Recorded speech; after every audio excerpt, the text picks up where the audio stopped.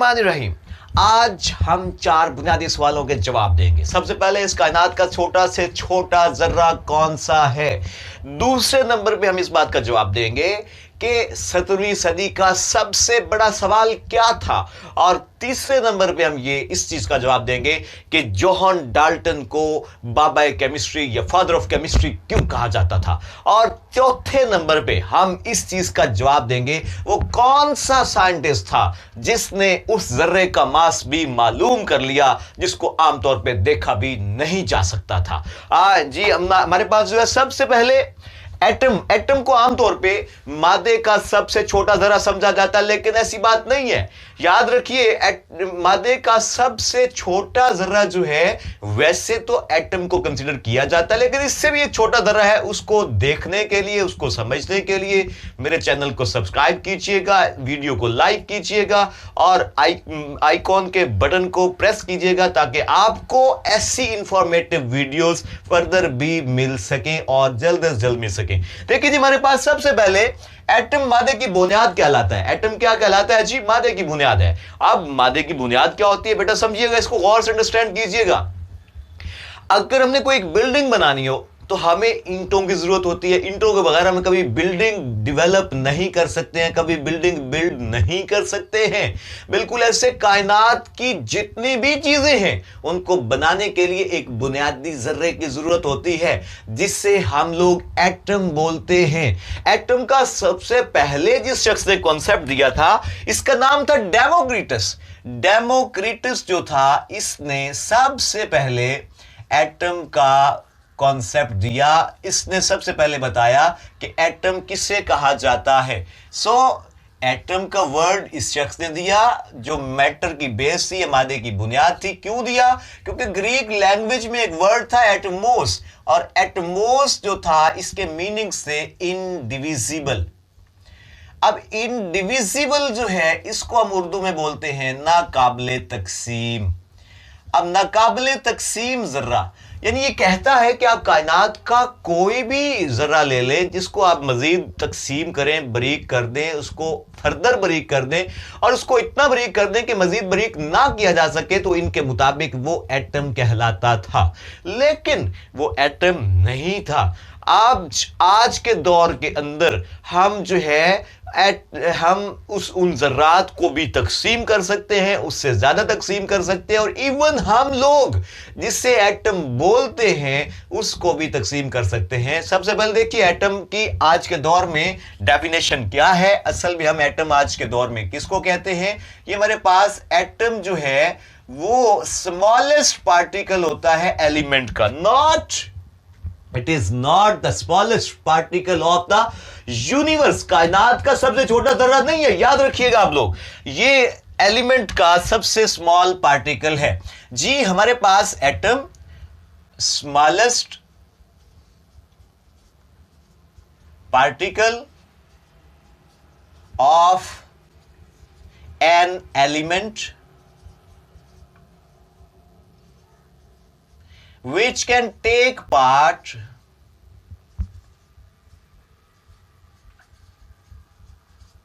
in chemical reaction, which can take part in chemical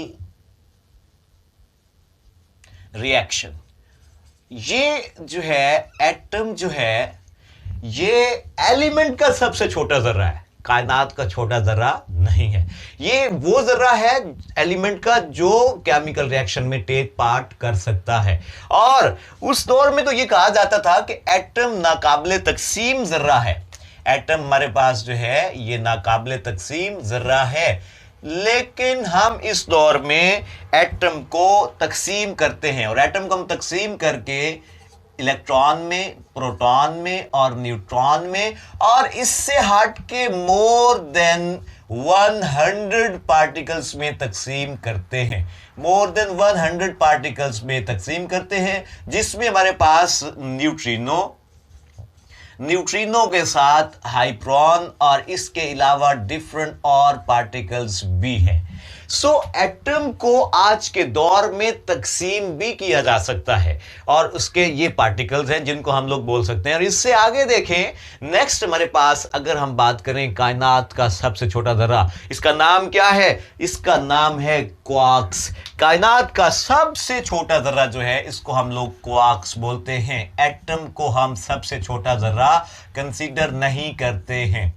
ये था हमारा पहला सवाल। दूसरे नंबर पे 17वीं सदी के अंदर सबसे बड़ा सवाल कौन सा था? 17वीं सदी के अंदर सबसे बड़ा सवाल यह था कि लोग चीजों को देखते थे, साइंटिस्ट देखते थे, पढ़े लिखे लोग, गौर फिक्र करने वाले लोग देखते थे और वो देख के कहते थे कि मैटर जो है वो एक जैसे एलिमेंट से बना हुआ है या डिफरेंट टाइप के एलिमेंट से बना हुआ है। सवाल देखिएगा जी, सबसे बुनियादी सवाल इन 17th सेंचुरी 17th सेंचुरी का सबसे बड़ा सवाल, matter is made up of same elements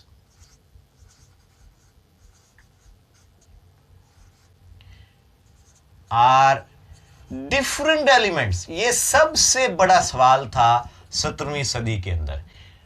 17वीं सदी के अंदर जो है ये सबसे बड़ा सवाल था। इस सवाल का जवाब एक शख्स ने आगे दिया जिस शख्स को जॉन डाल्टन कहते हैं, और जॉन डाल्टन को इसी वजह से बाबा कीमिया या फादर ऑफ केमिस्ट्री कहा जाता है।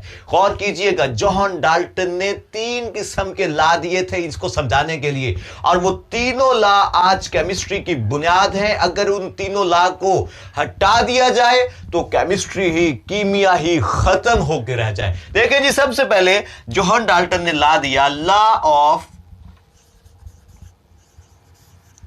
Conservation of matter. बड़ा इंपॉर्टेंट लॉ है ये। इस लॉ के मुताबिक ना तो कोई शख्स मादा तख्लीक कर सकता है और ना कोई शख्स मादे को डिस्ट्रॉय कर सकता है। इस बात को याद रखिएगा, इस लॉ के मुताबिक ना कोई शख्स, matter can not be created, can not be destroyed, but it can only be transfer from one state to another state. ये लॉ ये कहता है। सो हम इसको अगर स्टेटमेंट इसके लिखें तो matter can not be created, cannot be destroyed, matter को ना तो क्रिएट किया जा सकता है ना तो इसको डिस्ट्रॉय किया जा सकता है, but it can be converted from one state to an other state। हम सिर्फ इतना सा काम कर सकते हैं कि इसको एक हालत से दूसरी हालत में कन्वर्ट कर सकते हैं। Matter can not be created, can not be destroyed, but it can be converted from one state to another state. जरा गौर कीजिएगा, मैं एग्जांपल दे रहा हूं यहां पे। वाटर ले लेते हैं जी हम, H2O। H2O जो है अगर हमारे पास आइस की शक्ल में हो, बर्फ की शक्ल में हो, तो हम H2O को हीट कर दें, इसको हम टेम्परेचर प्रोवाइड करें। यहां पे हम इसको अगर टेम्परेचर प्रोवाइड करते हैं तो हम H2O को कन्वर्ट कर सकते हैं लिक्विड फॉर्म में। अब ये लिक्विड फॉर्म से भी हम इसको फर्दर टेम्परेचर देके कन्वर्ट कर सकते हैं गैसियस फॉर्म में। तो ये H2O जो है ये हम मैक्सिमम इसको आइस से, यानी सॉलिड फॉर्म में से, आइस जो है वो सॉलिड होती है, सॉलिड फॉर्म से लिक्विड, लिक्विड गैस में कन्वर्ट कर सकते हैं। इसके अलावा हम ना तो इसको खत्म कर सकते हैं ना हम इसको बना सकते हैं। इसको इसने कहा था law of conservation of matter. ये पहला लॉ था जॉन डाल्टन का। दूसरे नंबर पे इस शख्स ने एक और लॉ दिया जिसका नाम था atomic theory. Second, that is the atomic theory.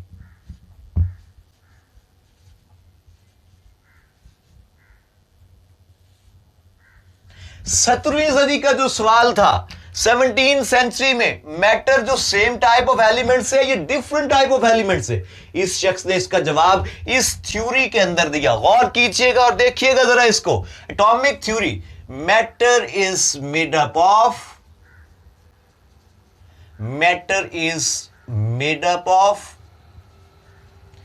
different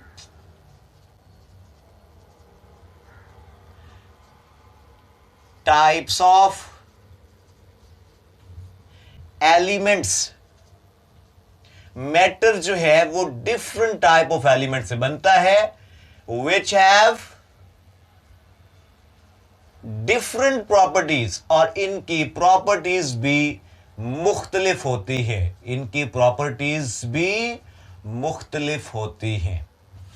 matter जो है वो डिफरेंट एलिमेंट से बनता है, डिफरेंट एटम के एलिमेंट से बनता है, और उनकी खसूसियात भी क्या होती हैं, मुख्तलिफ होती हैं एक दूसरे से। यहां पे मैं एग्जांपल देता हूं जी, गौर कीजिएगा।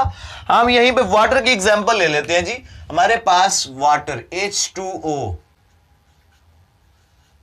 अब H2O जो है, H2O, अगर हम H2O की बात करते हैं तो थोड़ा गौर कीजिएगा, इसको देखिएगा। हमें पानी पीने में, हमें पानी देखने में, पानी चखने में, इसका रंग देखें तो एक जैसा नजर आता है, लेकिन ये एटॉमिक थ्योरी कहती है कि ये जो पानी है, जो जिस इस तरह के जितना भी मैटर इस दुनिया में मौजूद है, वो एक जैसे एलिमेंट से नहीं बना हुआ।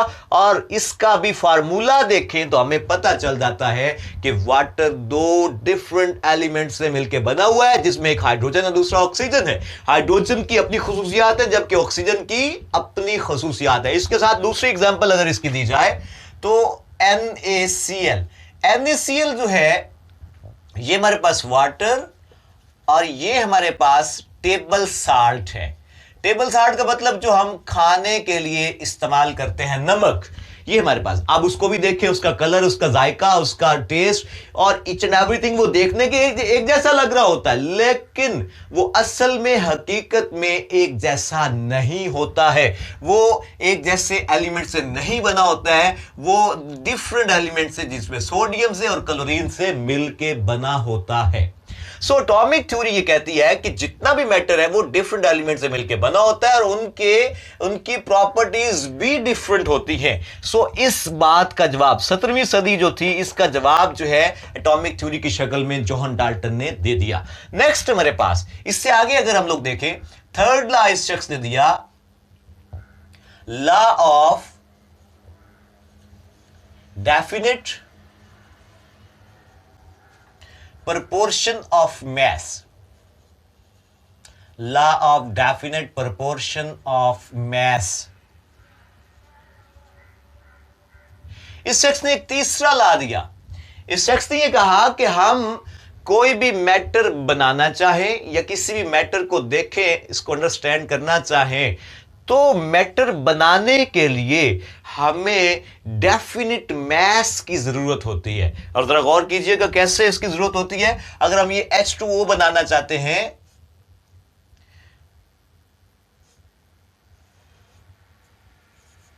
H2O अगर बनाना चाहते हैं तो इसके अंदर 2 हाइड्रोजन और 1 ऑक्सीजन की जरूरत है।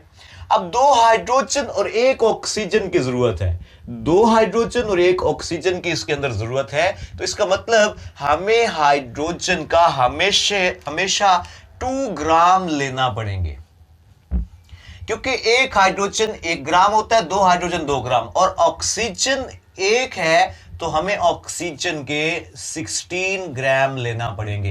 यानी एक मॉलिक्यूल बनाने के लिए यह बात तय है कि 2 हाइड्रोजन लेने पड़ेंगे और 1 ऑक्सीजन। 2 हाइड्रोजन लेने के लिए हमें हाइड्रोजन एलिमेंट के 2 ग्राम लेने पड़ेंगे और ऑक्सीजन एलिमेंट के 16 ग्राम लेने पड़ेंगे। इस बात को उसने कहा था law of definite proportion of mass. बिल्कुल ऐसे हम NaCl बनाना चाहें, डिफरेंट चीजें बनाना चाहें, तो उनका भी हमें सेम मैस लेना पड़ेगा। और इससे अगर हट के मैस लेते हैं, फर्ज करें कि हम यहां जैसे H2O लिया है, हम H2O की जगह पे H2O2 ले लेते हैं। तो H2O2 के अंदर देखें हमारे पास जो है दो इसके अंदर ऑक्सीजन हाइड्रोजन आ जाएंगे और दो ही ऑक्सीजन आते हैं। और उसके मैस की बात की जाए तो इसमें 2 ग्राम जो है हाइड्रोजन आता है और इसमें 2 अब आगे हैं ऑक्सीजन, तो ये 32 ग्राम आते हैं। यानी आप वाटर बनाने के लिए सिर्फ 2 हाइड्रोजन और 1 ऑक्सीजन, यानी 2 ग्राम हाइड्रोजन और 16 ग्राम ऑक्सीजन लेंगे तब जाके वाटर का मॉलिक्यूल बनेगा। इसके अलावा कभी भी वाटर का मॉलिक्यूल नहीं बनेगा। और अगर आप इससे ज्यादा लेते हैं, 2 हाइड्रोजन 2 ऑक्सीजन लेते हैं, तो इसका मैस बढ़ जाता है और मैस डिफरेंट हो जाता है। और जब डिफरेंट हो जाता है तो फिर वो नई चीज बन जाती है, वो वाटर नहीं बन सकता। अब इन दोनों के फार्मूले में डिफरेंस बड़ा थोड़ा सा है, यहां पे H2O है, यहां पे H2O2 है, लेकिन दोनों की खसूसियात बिल्कुल मुख्तलिफ है। पानी को पीने के लिए इस्तेमाल करते हैं, इसको हम जर्मिसाइड के लिए, जरासीम खत्म करने के लिए, जर्म किलर्स के लिए इस्तेमाल करते हैं। और इसकी अगर हम स्टेटमेंट लिखना चाहें तो हम ये कह सकते हैं,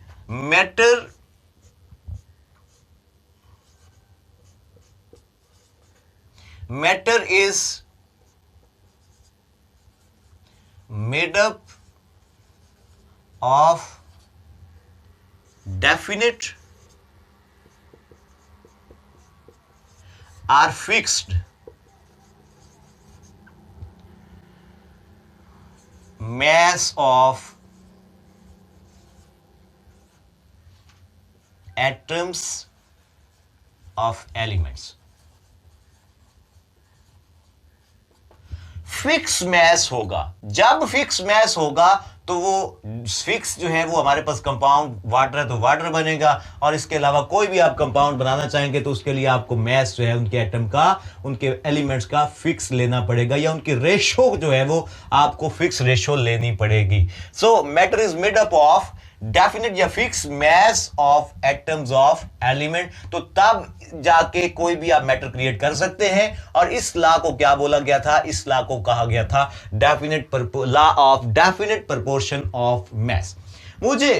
मुझे याद है कि हमने चौथे सवाल की बात भी की थी। याद रखिएगा, चौथा सवाल हमारा यह था कि वो कौन सा साइंसदान था जिसने उस जर्रे का मास भी मालूम कर लिया, जिसको आज तक देखा नहीं जा सकता, जिसको हम आंख से देखा नहीं जा सकता है, इवन इसको हम लाइट माइक्रोस्कोप से भी नहीं देख सकते हैं। उस शख्स का नाम है जैकब बर्जीलियस। जैकब बर्जीलियस बहुत इंपॉर्टेंट शख्स है केमिस्ट्री की हिस्ट्री के अंदर। जैकब बर्जीलियस जो है, इसने 2 बड़े अहम तरीन काम किए थे। इसने उस जर्रे का मास, यानी वो जर्रा जिसको हम नहीं देख सकते, वो एटम है, एटम को हम आम आंख से नहीं देख सकते हैं। और इस शख्स ने, ये वो साइंसदान है जिसने बगैर देखे एटम के मैसेज को कैलकुलेट किया। और आज के दौर में जब इलेक्ट्रॉन माइक्रोस्कोप से इसको देखा जा सकता है एटम को, तो वो मैस मेजर किए जा सकते हैं, वो इसके दिए हुए मैसेज के तकरीबन बराबर हैं। सो इसने 2 अहम काम किए थे, जिनमें से सबसे पहला काम जो था, he give the message of atoms. इसने मैसेज दिए थे एटम के। और number 2, he give the symbols to elements. इस शख्स ने ये 2 अहम तरीन काम किए। उम्मीद है आपको हमारा लेक्चर पसंद आया होगा। Subscribe to our channel by clicking the subscribe button.